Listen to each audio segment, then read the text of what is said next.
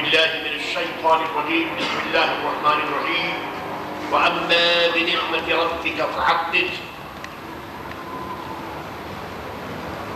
نعت نبی کریم صلی اللہ تعالیٰ علیہ وسلم کا اجلاس جلوہ خار ہے، کرم ہے امام احمد رضا کا، فیضان ہے اس صدی کے مجدد کا کہ ان کے بے سوئے محبت و عقیدت کی اسیر بن کر آج ان کی مجلس میں حاضری کا شرف حاصل کر رہے ہیں۔ ساؤتھ افریقہ میں رات کے 12:30 بج رہے ہیں اور ظاہر ہے کہ سب کچھ سننے کے بعد میں یہ محسوس کر رہا ہوں کہ میرے امام کیا کہنا ہے آپ کے فیضان کا۔ جناب والا یہ واجب کفایہ ہے جو ڈربن ادا کر رہا ہے۔ امام احمد رضا کا عرض اب کسی شیخ، کسی عالم اور کسی پیر صاحب کی مونوپولی نہیں رہی۔ میرا امام یونیورسٹی میں، کالج میں اسکالر، ریسرچر، ہم تو غرباء اہل سنت ہیں۔ امام احمد رضا کے رضوی سائے میں بیٹھے ہوئے ان کا نام لے رہے ہیں، لیکن آج ہندوستان کا اسکالر، پاکستان کا اسکالر، یونیورسٹی کا وائس چانسلر امام احمد رضا کی بارگاہ میں خراج عقیدت پیش کر رہا ہے۔ میرے دوستو، ہم امام احمد رضا کے عرس میں حاضر ہیں۔ میرے دوستو، یہ ان کا کرم ہے کہ انہوں نے ہمیں حاضری کا شرف عطا فرمایا۔ امام احمد رضا نعت رسول کے بیک گراؤنڈ میں، نعت نبی کے پس منظر میں، جہاں نعت نبی ہوگی اس کے پس منظر میں امام احمد رضا کی محبت کا، عقیدت کا، ارادت کا میرے دوستو چراغ چلتا ہوا نظر آئے۔ حضور اس وقت میں کسی تقریر کے لیے یا کسی اس موضوع پر گفتگو کے لیے حاضر نہیں ہوا، ایک شعر پیش کروں گا۔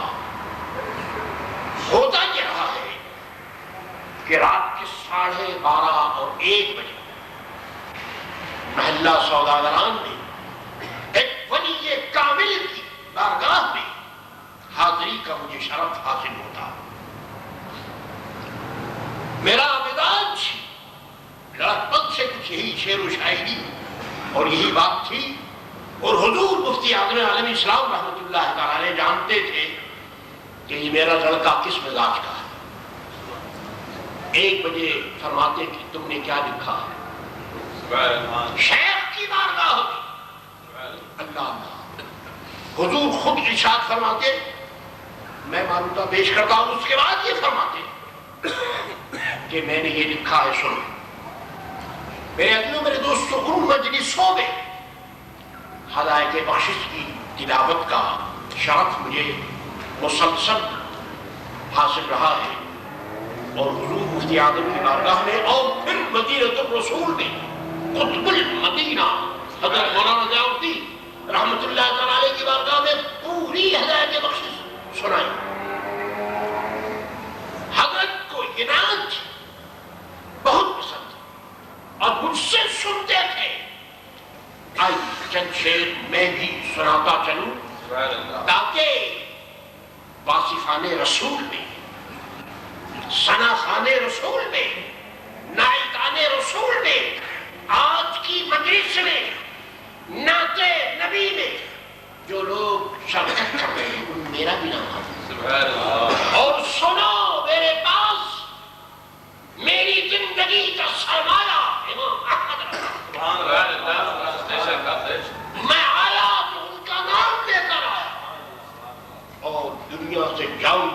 کا نام لیتا ہوں، سوائے ان کے نام کے اور کام کے میرے پاس کچھ نہیں۔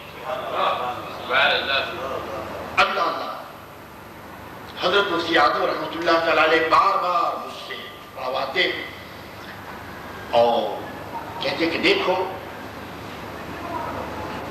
نذیر نقی ذہن کو اعلیٰ حضرت نے کس انداز سے جمع کیا، اور تمہیں شعر و شاعری سے بڑا شغف ہے۔ دیکھو داغ کے کلام میں، غالب کے کلام میں، اور یہ جو اس زمانے کے شعراء ہیں، دیکھو کہیں ایسی بات تمہیں نظر آئی؟ میں نے کہا میں نے یہ بات اردو تو کیا کسی اور کلام میں بھی میں نے یہ بات نہیں دیکھی۔ اعلیٰ حضرت رضی اللہ تعالی عنہ پیارے نبی صلی اللہ تعالی علیہ وسلم کی بارگاہ معبودہ گزار ہے، اب کرتے ہیں کہ ممکن میں یہ قدرت کہاں،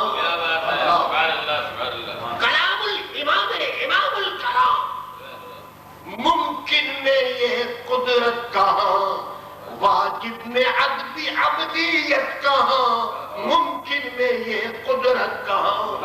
انہی کا اشارہ کریں تو چاند کے دو ٹکڑے ہو جائیں۔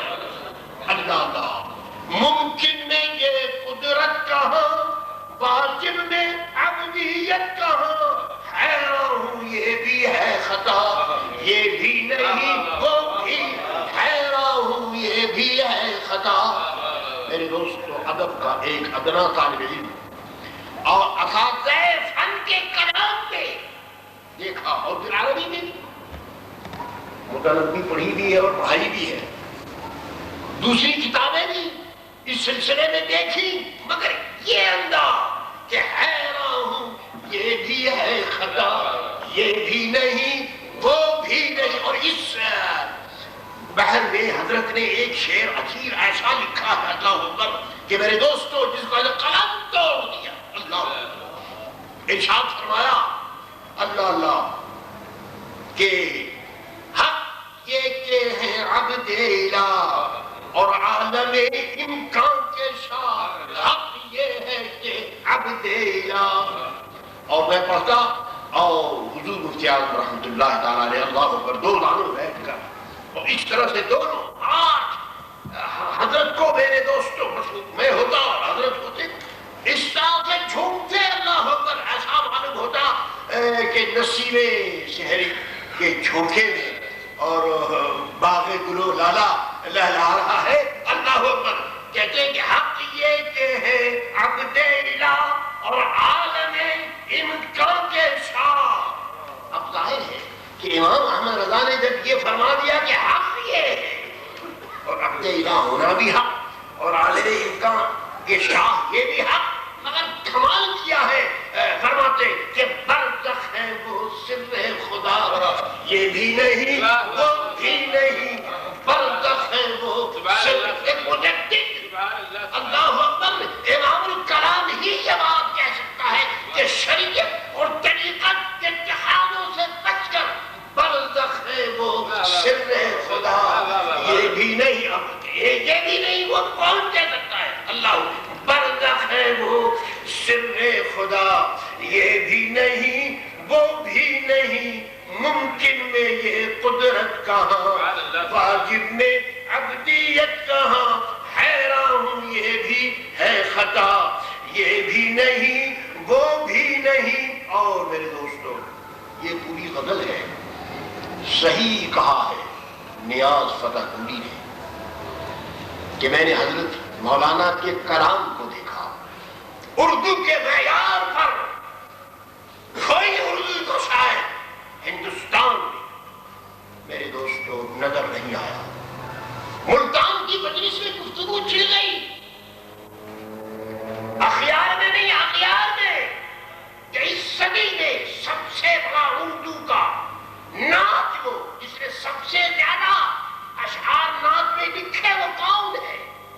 تو میرے دوست اس میں کسی کو اختلاف نہ تھا کہ وہ صرف امام محمد رضا ہے۔ اور پھر اب تو میرے دوستو عالم یہ ہے پاکستان کا کہ حضرت کے مصطفیٰ جان رحمت پہ لاکھوں سلام کو اردو میں میرے دوستوں قصیدہ بردہ قرار دیا گیا.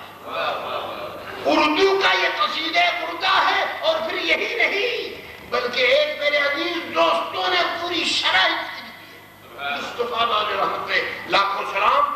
تو کیا کہنے میرے دوستوں بات.